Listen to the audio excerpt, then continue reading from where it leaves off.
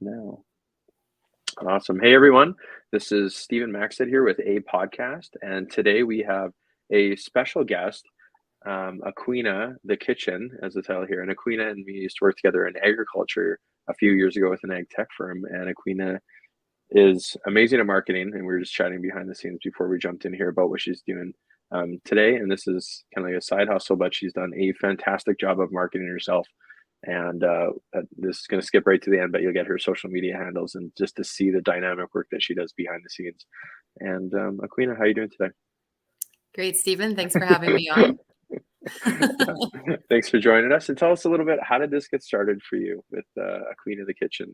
And like I saw it as like, I think from like day one, it was like a couple little posts like kind of early on. And then I got to see like the account just grow and evolve, and it's so neat to see because you could tell when you kind of make like a advancement on whatever you're doing with like the tech and how you're chatting. So I got to see all that, but like tell the people, the listener here, what happened and how you grew and how you started. Right. Well, when we worked together, I left because of maternity leave, and I was going to go back, but then I found out I was pregnant again. So I had two kids. They're a year apart. And so I was stuck at home, and it was the beginning of COVID. And I think all great businesses started at the beginning of COVID. So Awesome. I started following different food accounts on a separate Instagram account that I called Aqueena the Kitchen, just because I didn't want to tie up my personal one with food stuff, because I was kind of like, there's so much negativity on social media. I didn't really want to go on my personal social media at the beginning of COVID, but I really liked following other creators. So that's why I started this separate account. And then I was like, well, I cook things, I can post them. And I've always shared my recipes with, friends and family. So then they started following me, being like, oh, Aqueena's sharing, this recipe or that recipe. And then I said, well, maybe these pictures are kind of ugly. That's what made it get serious, was I was thinking about how ugly my pictures were.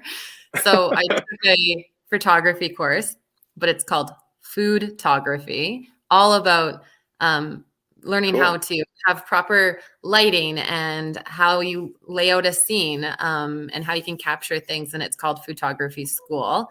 So I did that. And when I joined that, you join like a Facebook group of other people that have taken it in the past and that are currently in it. And they were all in it because they had websites. And I thought, yeah, it would make sense to have a website, because what if I lost Instagram? People's Instagrams are always getting hacked. Yeah. So then I decided, I'm just going to start a website. And it took me probably a good year of just in the background learning about websites. And I was constantly listening to podcasts and reading articles online and watching YouTube videos. I completely self-built my website. Like, I didn't know anything about building websites before I started. So the Instagram was building at the same time as I was building my website. And the main reason I built a website too is you have so many characters you can put in a caption on Instagram. It's quite long, but really not long enough to go into detail for some recipes. So I thought, I can show more pictures and give more descriptions on a recipe post. So that's what I did. Totally. And then things kind of veered everywhere. I found different niches to fall into, like cooking for farmers and creating meals in the field guides. And it just kind of snowballed. And so it's been a good 3-year journey so far. Okay, we're just gonna unpack, I think, that this whole combo. That was awesome. Foodtography or food? Foodtography, yeah. Yeah, photography. That's a new one for me. Did not know that ever before. That's incredible. And was it, I guess, given like timing and stuff, this was all like online learning? Like someone was teaching you like via virtual? Yeah, she's always done it online. It's never been in person, this one company. There are other ones that do it as well. But yeah, it was an online portal that you sign in, you learn at your own pace. That's so cool. I'm literally writing that word down because I've never heard of this before and I want to look it up after. Foodtography. That is so cool. And what about, so the website thing too, and I went through a similar experience. I appreciate the shout out that all startups that are successful started during COVID, because I got involved in that world too. And what was the platform that you created the first site on? Or maybe it's still on that same? So for a Uh, millisecond, I was on Wix, I believe, and it took me a day to realize that was a bad idea. Only yeah, because of where I wanted the website to go. I think Wix is a really good platform for a lot of companies, but for a right. food blog, you really need to have it on WordPress. And WordPress is a lot harder to create on, and that's why a lot of startups Yeah, will not even think about WordPress. You think you need a developer and thousands of dollars to get them hired to build out your vision, whereas Wix is very drop and drag and build it out, and it can look pretty but not very useful for monetizing, I guess is the best way to put it. And there weren't recipe plugins, whereas with yeah. um, WordPress, it's very geared towards food blogs and just a lot of websites. And I'm really glad that I went with WordPress because I use that now in my career as well. So it's smart to have learned that when I did. Yeah. Awesome. I like that. So now it's, yeah, it's applicable to other stuff that you're doing. And I mean, I'm Yeah. kind of like the first one that I started off with though, and I had used Wix like a few years back on a different site. And I mean, like it was good and everything, but I don't think they even had like other options necessarily. It was for like several years ago, and it was like it was okay, but it was kind of like finicky to work with.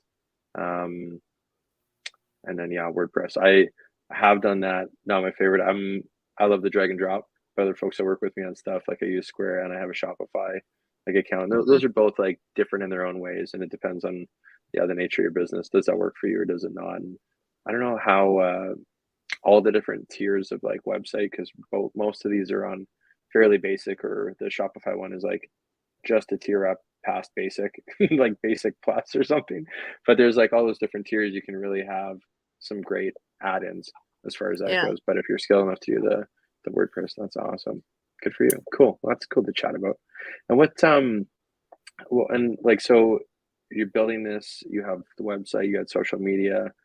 What were some things that you found? Because you have some like, in my opinion, you've gone like viral. You have like some really good views on your posts and stuff. I don't know if I want to like reference it right, say it on Mhm. scene here, but like, what did you find success there? Obviously, you went to a course for taking pictures of food, so that must have been helpful. And then doing videos and cutting and splicing and putting that stuff together. Like, how did you learn all that, or what like led to Yeah, this thing? trial and Yeah. error as well with videos. Videos I didn't take a course on. Um, I remember when Instagram Reels came out and I was like, oh God, I just figured out how to take photos. Like, I don't know. And meanwhile, I have two little children, like one strapped to me and one like at my feet the whole time I'm cooking. So thinking about videoing, that just sounded like a nightmare. But it's funny because now that's my favorite thing to do is to create videos with food. A picture's very boring in my mind now. It's like, yes, it's nice to take a nice photo, but I'd way rather video the whole thing and create some cool video about it at the end, and the music just like hypes me up way more than a photo ever has. Yeah. So the how I got into it, I used to just edit on iMovie, and if you looked at if you can scroll Oh all the way yeah. back, it would be like my original. It was so bad, Oh, so interesting. bad. But I have told myself, do not delete anything off of your Instagram, because even if it's just me that ever goes back, like it is so good to see where you started and then where you can get to, kind of thing, and just the ebbs and flows of it, that if you delete it, you lose it, right? And it's kind of cool to look back. But it was iMovie first. Then I created in the app itself on Instagram. This is before I was on TikTok or anything else. And it was just so clunky. Like the original Instagram Reels was Yeah. awful. And I would lose hours because I would create stuff and then it would delete it, or it would not post properly. And I had really bad internet because I live in the middle of nowhere on a farm in Alberta. So like it was bad internet, and uploading things would take over an hour for a 10-second reel. I'm not joking. It was awful. And Yeah. so um yeah, I finally found a video app called Splice, and I use that all the time. It's really slick. So yeah, that's what I use now. Nice. Do you ever use CapCut? Have you seen that? Yeah, I have you. Yeah, it's not as Yeah. good, but I use Yeah. it for That's cool. TikTok trends. Yeah, more TikTok trend, yeah. Because they do Yeah. have the categories. I don't use it tons, but it's like the odd thing I'm like, oh, that's like trending, like with the that dude from the TV show who's on like everything out in Alberta based anyways now. I forget his name even. But he's on like that one where he's kind of like in a car and I think it's I don't know, whatever. Anyways, CapCut's good. I don't know Yeah. if I've used Spice before. Maybe I've come across it because I go on like a once in a while like an exploratory day where I'm like, let's go find new apps and see like kind of how they work and stuff. And then Mhm. a lot of them I just end up like deleting because I'm like, oh, never mind. I'll go back to what I was doing. Doesn't seem as fluid kind of thing there. That's good. What else? So you're hitting, social media hard there. What other kind of techniques did you end up using for staying in touch with folks for a Queen in the Kitchen? Yeah, so because I was still in this group of people from the photography course, then I joined other, groups with building websites and just food bloggers in general. And I've really been a part of all these different communities, trying to learn as much as possible throughout this entire process. They always said your email list is the most important thing, because if you lose access to social media, you need an email list. I personally hate getting emails. Oh my God, do I hate getting emails? Like, I will wake up angry at a company because they emailed me at 5 a.m. And even though my phone was silenced, I was like, how could you? Like, just leave me alone. So I just did not want to send emails.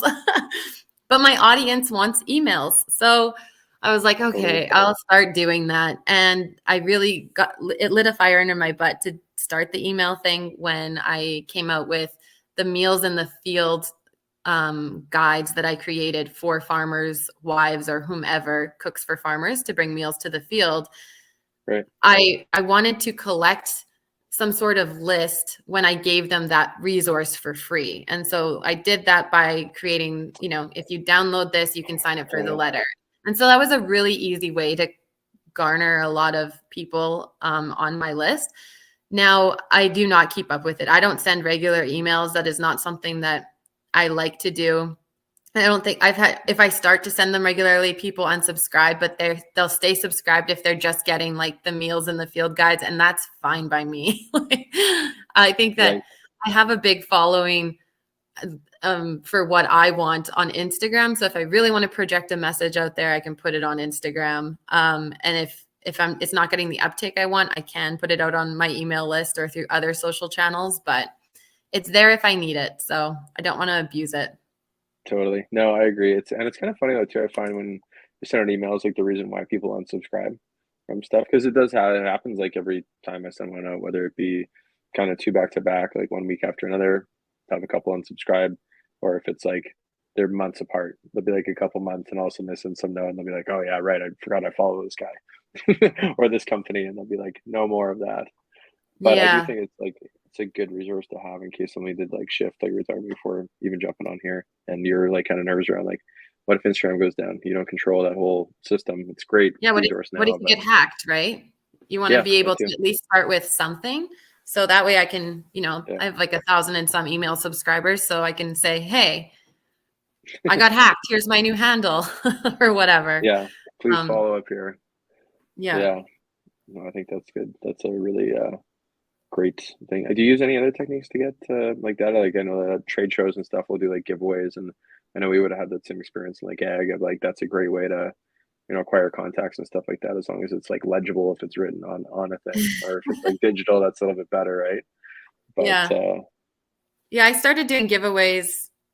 I'm trying to think what my first one even was. It was for an appliance, I think. And my whole philosophy with social media and this and recipe writing, except anything I do with the Queen of the Kitchen is I have to think of what does the person who is interacting with me want. And so with social media, it's like if anytime they see a Queen of the Kitchen on the little circle, I want them to think, oh, she has something to say. I'm either going to learn something totally, or I'm going to be educated or it's going to make me hungry. It has to be one of those things, right? I don't just want to be a boring person that they click on, that they are going to totally. instantly click off of. I want them to be excited that I posted something. So, um, the reason that I got more followers in a short amount of time is I did a giveaway. I think it was for a food processor was my first one. And it was for my 1 year anniversary on Instagram, I believe is what it was. And it went a bit viral. Like that's the one that really just blew up, which was good. And then from that, I did a couple more giveaways, and they've all done well. They've also been a pain in the ass. Like giveaways on Instagram are a pain because you get bots following you and fake accounts, and like everyone knows the Yeah. story now. If you've even participated in a giveaway, you've been harassed. So I don't really do them much anymore unless a company wants to partner with me, then I'll consider it. But for the most part, it's like I've given the people enough free shit, so it's like whatever. But Totally. yeah. No, that's a good point about the giveaway, and kind of like there's like that push and pull to it though. You're right, you do get like the Yeah. bots, and then for a little while, I know like lately I haven't done a giveaway, so one of my headphones died on me. Was now I'm getting like tagged in like all these things, and it's like kind of it is a hassle because now they decided I to tag think like all the everyone accounts. is. Instagram's really messy right now. On my, Yeah. I manage a lot of pages, and then I have my personal ones, and they're all getting tagged in the same things. They're Yeah. very, Same here. and I think Yeah. that Instagram needs to fix that because it will push people off the platform, because I don't get that on TikTok or Twitter. So it's interesting. Yeah. I guess I do a little bit on Twitter, but not bad. And Twitter's Yeah. a I dumpster think fire, so if it's doing better than Instagram, then we have a problem. Yeah, very true. But yeah, I did notice that. I bet you it's the same like image. I don't even know what it is. It's like someone holding some stuff for like a giveaway is what I'm seeing right now. And it's I like don't even look repeated at it. like I just like click the three dots, block, spam and block. Yeah. delete. Yeah, You're out. go away. I had Yeah. this thought the other day, I don't think it's like true or whatever. And I'm like, oh, maybe if I'm tagged in here, maybe I will gain more followers. But really, they're just trying to bring you in. And I know that that's like a technique that when people make like fake accounts on you, um, I mean, some of them might be out to do bad or harm, but I think in some cases, because if they are making a fake account for you, they know that some folks, or you have a good following, and then they'll soon thereafter, if they're not cut off altogether, they'll just switch the name again. No one will be able to find them, and then they're off just building a following on an account that might pertain to some of those people that they got as followers, and they just kind of like move on. Because I know a couple of times it's happened and I took offense, and then I'm just thinking about it, I'm like, oh, it's like a different kind of smart, but it's like if they're gaining followers and then going to do something, it's like it's not a very good way to grow it, but it is a technique that I have seen happen a few times, and I get it a little bit more, other than just being Yeah. like angry that someone like made an account Yeah. replicating something I'm doing. I'm like, oh, okay, you're just trying to like get followers and move on. You're not trying to like really like tear my life because you switch after like 2 weeks anyways, or it seems to be, or maybe they are actually shut down. But it's kind of a weird thing to have happen to you online For for sure. sure. I Yeah. try not to let it bother me. It's like it's gonna happen. And it doesn't bother me that it's happening, that it's my name or anything. It bothers me that because people participate in my giveaway, that they're then getting notified, oh, follow Aqueena's selection of winners or whatever they may call it. Right. And Yeah, I yeah. think just because I'm so protective of my audience that I think I don't want them to be hassled. And now just because they participated or because they follow me, they're being hassled by this scam. That's what bothers me the Totally. most. And so, yeah, I Yeah. guess it has turned me off of doing giveaways on Instagram because it's just, yes, I know there's a fake account. I get so many DMs. Did you see this? Did you see this? Yes, I know. Right. And then as you're doing Please that, it's just report like it. overwhelming the replies that you have to give to people Yeah. to be like, Yeah. yes, I saw. Yes, I saw. Thank you. Please report. Yeah. When that does happen, it gets pretty lit on the phone. What so and on that big giveaway one that you had there, I don't know if this is gonna be off the top of your head number, but just for reference for listener here, like what did that giveaway hit for when it did go viral? Like what were the views on that? Or maybe do you want me to look it up? I should feel like I'm gonna soon need a fact check Oh, I have person for no like little idea. things. I have no idea. It Okay. would be a long time ago. And it wasn't a reel. It was just a Oh, regular post. So it oh, wasn't as easy to track. And this is before reels were really a thing, I guess. I mean, they were just starting, so regular posts were easier, but yeah, people were sharing it on their story, and it just made a lot of local people follow me. And by right. local, I mean Western Canada. Then when I shared my meals in the field guide, that also, because it's farm wives sharing it with one another. And then they have their Totally. own little Facebook groups and they're sharing it. So the original post may not do well, but people are sharing it with their friends in another way. So the Yeah, giveaway is the beginning. It'll draw like your first, call them their own micro influencers in. They're the innovators in their own group because they totally. see something, but They're then they're looking for sharing stuff. something of mine later, and then it just snowballs from there, right? Yeah, I just took a quick look at the page. I couldn't see it right away, but this one, like, yeah, awesome views, and you're right about that too. Have you ever used, or I guess like you yourself are kind of like well, you're like an influencer of sorts in like this food thing or whatever. But have you ever like done work with another person in that exact space on any social media stuff at all? Do you do that at all? I don't know if that's a weird Not with, question. I've never paired with another influencer. I have friends that are creators, and it's been really cool. Actually, I can look at it in two ways. So this one guy, I'll give him a shout out, Blake Menard. He is my Okay. favorite person on the internet. But when he started, I was like, I'm gonna pump this guy up. He is so entertaining. I love watching him. I found him on TikTok, and I just would like, I shared his stuff on my channel a couple times because I was like, this guy's great. I don't know. He's a fellow Canadian.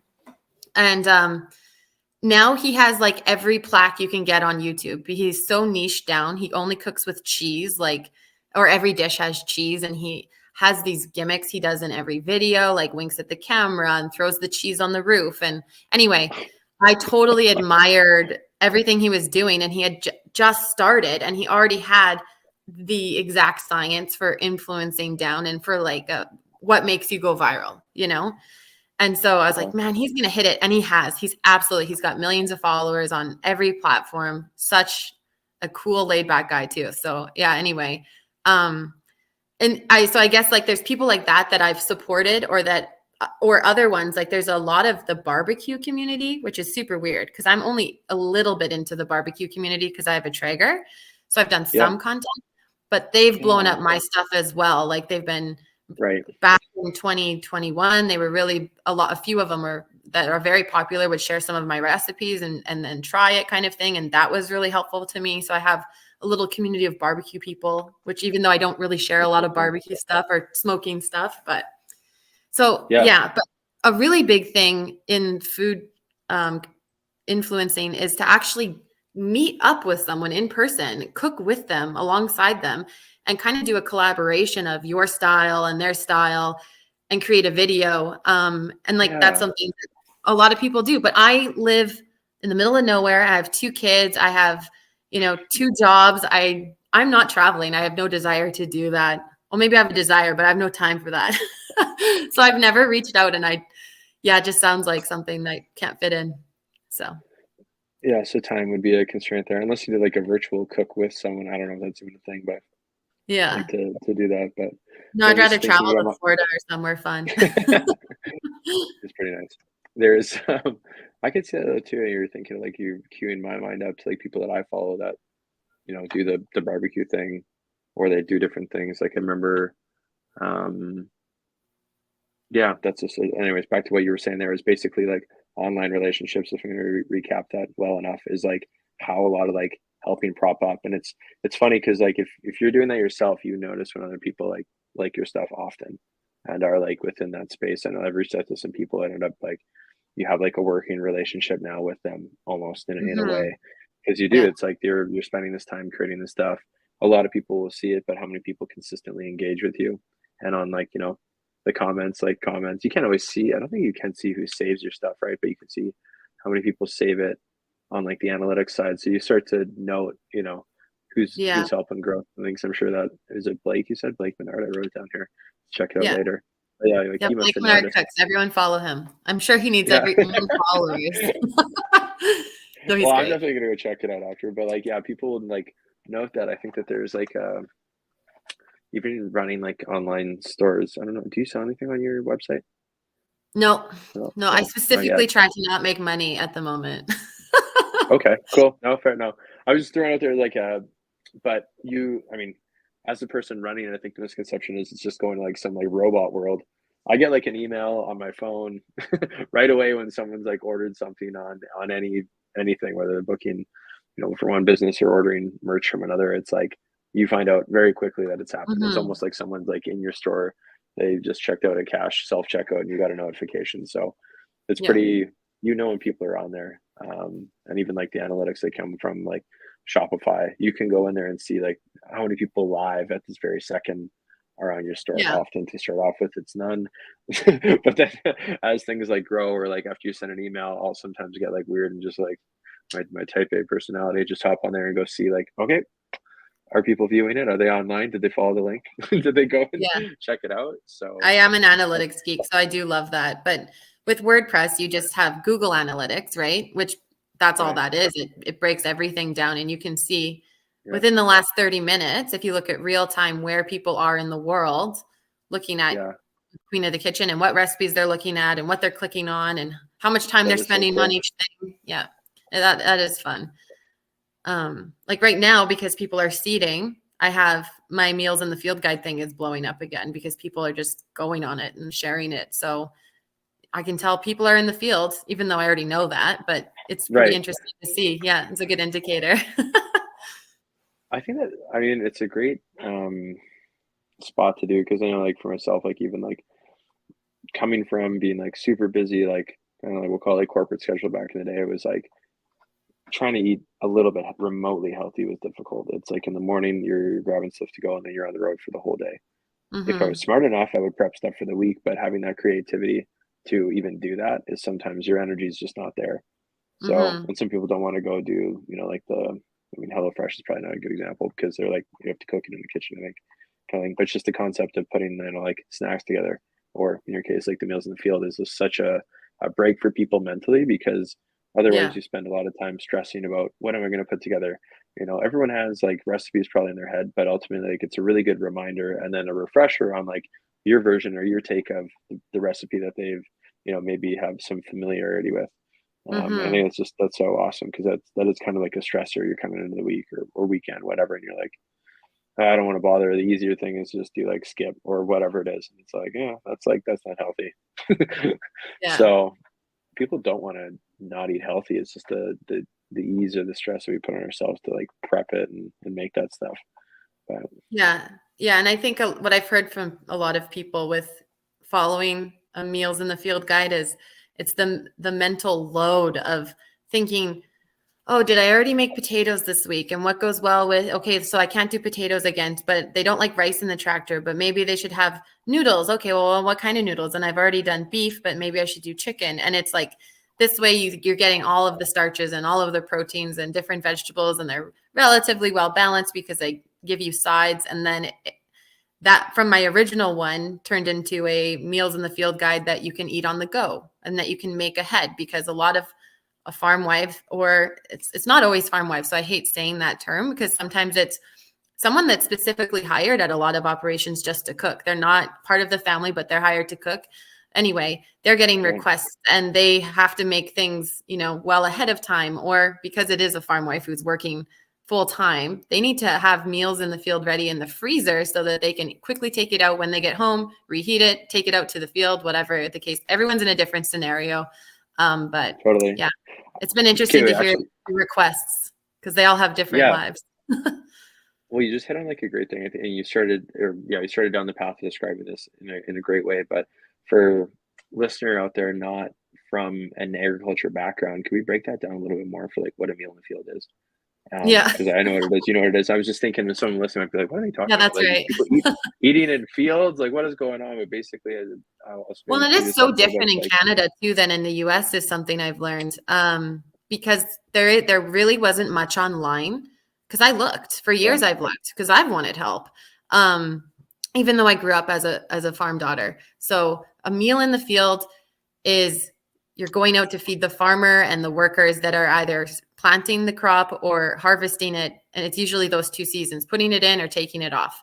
And in Canada, the land is vast. The acres are huge, and you're usually driving quite far.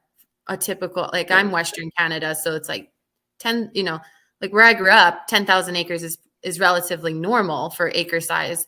Where I live now, it's more like 4,000 acres. It really just depends where you are. But a lot of farm wives are driving for an hour, so they got to keep the food hot.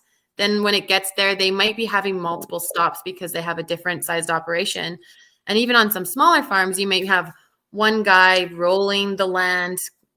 So he's in another field, and then you have to go to the other guy who's on the seed drill and another field. So you don't want to just serve a casserole because it's going to be cold by the time you get to the second field. So there's all these different things that people have to think about. Growing up, we would take it out. It would be one field. We'd have camping chairs and we'd all sit as a family and eat because we're all in one field. Now my life is different. We farm really close to my farm here, but my father-in-law might be in a different field than my husband. And, you know, I also want to eat with the kids, but are we going to eat at home? Anyway, it's always just a different scenario, right? yeah, so all a meal in the field is feeding people that are in farming and doing so effectively.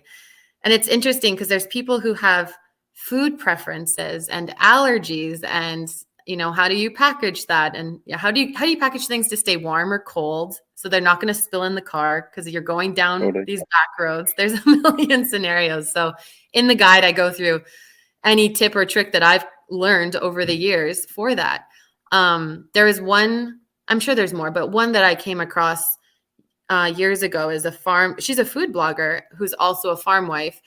And she talks about meals that worked well in the field for her. But in her scenario, she literally just drives down the yard because their land is just right around their house. It's not even as, like, I'm pretty small to my farm, but her, it's like she puts it on the back of a tailgate and then, opens up the foil and it's corn on the cob, like very small. Whereas in Canada, I just found there was really no resources for anyone servicing Canadian farmers. There's a few other influencers on Instagram who do talk about it. There's a girl in Manitoba. There's one in Southern Alberta. Their Instagram accounts are solely based on meals in the field, which I found after I started talking about it myself. But so there's obviously a need, and they have huge communities themselves because so many women are looking for help, which is interesting. Totally. Thank you very much for going through the better explanation than the way that I was going to do that. But it's something that not everyone hears every day. I have to like kind of catch myself once in a while. You go through like an acronym or something, like, wait, not everyone, will catch, they can make some assumptions what that is, but just really nail it down. And no, I think that's awesome that you've done that, because you're right. It's something that I mean, worked in egg for a while. I never really thought about some of those specifications that were coming from the house. A lot of the time when we were picking up stuff to take out as like egg wraps, it was like not as healthy meals, and it was easier because it was like pizza in a box, so if it bounced and stuff, didn't really matter. But if you're making more like a healthy stew, soup, you're talking like spring, fall times when it's kind of like cool in the year, you want something that's gonna warm you up and taste good and be good for you, so you can't have that spilling. And what do you like, you're in your feeding like maybe up to a dozen people or more, like or maybe it's a half a dozen, depends on the size of the operation. Yeah, any or size. like if family's coming or not, right? So you're planning these big meals, and yeah, that's awesome. Then you're critiquing them for people too. Like you mentioned allergies, that's a huge thing. Everyone's got, or dietary preferences, I guess, is whichever way you want to spin that one. Yeah. Yep. Yeah. The more you know. I do these things with people I know, and I learn something new about like the detail of their business and what they're doing every single call. There's and so you're all based online for your business. You're not pushing this in like trade shows or anything like that. If people know you, though, obviously, then they're going to be like, "Hey, what's up, chef?" Probably in some ways. It's funny when I go somewhere local. I just went back to my hometown last weekend, and I walked into like a fundraiser party thing, and they went, "Aqueena the Kitchen." The first people that saw me, and I'm like, "Oh, this is so embarrassing." But yes, hi. I already have a weird enough name. I don't need to be called Aqueena the Kitchen. But yeah, I've done like a few local things offline in the community. With the library or local community things, whether it be cooking classes, that kind of stuff. But some have been virtual, some have been in person, but never, it's not my goal. I don't go out seeking to do that type of thing. But it's because I want to support my local community, and it's a fun new thing for, say, the library or whatever it is to offer, then I'll do that. But yeah. I'm definitely not at trade shows trying to promote my website. Google does that for me with SEO. Absolutely. And so what would be like, what's next, or what's coming up for Aqueena the Kitchen? Where do you see this kind of heading, or what's the plan? Well, right now, feeding right now. So yeah, right now I'm in cruise control. I'm busy with my work. I'm in marketing professionally. I teach a course at a college, and I just haven't had time. So for me, it's back to what it started as, which is a creative outlet when I need it, when I feel inspired, which is good. I think the best content comes that way, not when you're like, I need to come up with a recipe or a fun video or whatever. So when I feel inspired to do something, like, I saw a bag of mini eggs on sale at Easter, and I was like, hell yeah, I got some recipes for mini eggs up my sleeve. And I just started I'll just was like, oh, here's 3 recipes. And then I, go Absolutely. offline for another month. But like right now it's just on cruise control. But the cool thing is that because I've set up the website, it's not as finicky as social media. My website is growing every single day, month over month. So it's doing the best that it ever has. And so that's really awesome to see. And it still gives me hope to not give up on it and to pay the fees every month and year for the different things that it takes to put into a website. I'm like, this is still something. I still can fall back on this, Absolutely. So, yeah. So I don't know You where definitely things are nailed it. going, but yeah. Well, that's okay. Well, I think you nailed it too for probably lots of people that did like start dabbling or, in stuff is the best way to like how this thing probably really started during like COVID times and stuff. And it's like, yeah, you do have those monthly fees of like website, whatever else you're paying for, Hosting, if it's a domain, security. Yeah. yeah, all that stuff like does add up. And that's a cost that happens, yeah, whether you're making money at it or not. So it's got to be worth the value of your own time there to keep doing it. So that's good Yeah. to know. What My about end goal is to get enough. I could monetize my website right now, but it would be hundreds of dollars a month, which yes, that's a lot of money. That would be fantastic. Why not? Right. But in the world of websites, it's a fine balance of um, when you put ads on your website, it slows down the speed of it. And when you have a slower speed of a website, then Google takes that into account and they don't want to promote you to the top. So the more recipes I have that are in the first 3, when you search something with a search engine optimized term, the Yes. better. And so my goal is 50,000 monthly views on my website. I'm halfway there right now, and I haven't really done much in a while. Like as far as adding more, I maintain my website, but I added more. So the more recipes, the easier it is to get there. But I think it's also making the recipes I have, more optimized. There's recipes I wrote at the beginning that I could go back and, fine tune a little bit more, put more terms in that Google's going to like. I do think the internet's shaking up a little bit with AI. I don't know if blogs are really going to be around and food blogs in a year, right? Because right now you can go on ChatGPT and ask, how do I make pancakes? And it's just going to tell you, and it doesn't even cite it. So why should I spend more time doing that? So I'm kind of just like, I use ChatGPT and AI a lot in my professional life. So I'm very well aware of it. And I don't want to invest too much time in this fun thing I have on the side, knowing that it could really eliminate me soon as a food blog. Yeah. That's interesting. I use it too. I hadn't thought about it from that perspective, but I think people are still going to want to see other people do it. Like, I think they're still going to want to know, like, because we might get back to cookbooks. Yeah, I got to go hard copy. So Yeah. we're living in the kitchen. Maybe that is an evolution, but I don't know. I don't even want to know how to predict it because I don't know what's going to happen. But right now, you can ask ChatGPT for a recipe. It's going to give you the top one on Google. And you can say, that's a great recipe, ChatGPT, but I want one without cayenne pepper or with 2% milk instead of cream. Like say you're making fettuccine and it's like, I want this instead of this. And it's going to find it for you and then just give it to you, which is really cool. Bing has their own AI and they actually source it. So the cool thing about that as a creator and a blogger is that, okay, well then it's still going to lead someone back to my site, which will still give me revenue. It doesn't hurt me right now because I don't have revenue on my site, but a lot of other food bloggers are getting hit by this because people are using it. They don't feel like looking at the ads on the website and looking through the search engine results on Google. They just want to be, yes, that's the recipe I want. Okay, cool. No, I don't want it like this. Fix it. And it will, right? It's very smart technology. Yeah. But I guess in terms of like finding and stuff, because a lot of people find you from scrolling on social media. People will still do that, whether it be like Instagram, TikTok, or whatever's next. It's like they're going to probably want to scroll, see the like visual of someone doing something, because it's one thing to have it like listed off, but the one listed like that takes a direction of like somehow AI creating like iterations of cooking it. But I feel like you're still safe for a little bit. That's a personal opinion on that one. I hope so. But I don't know.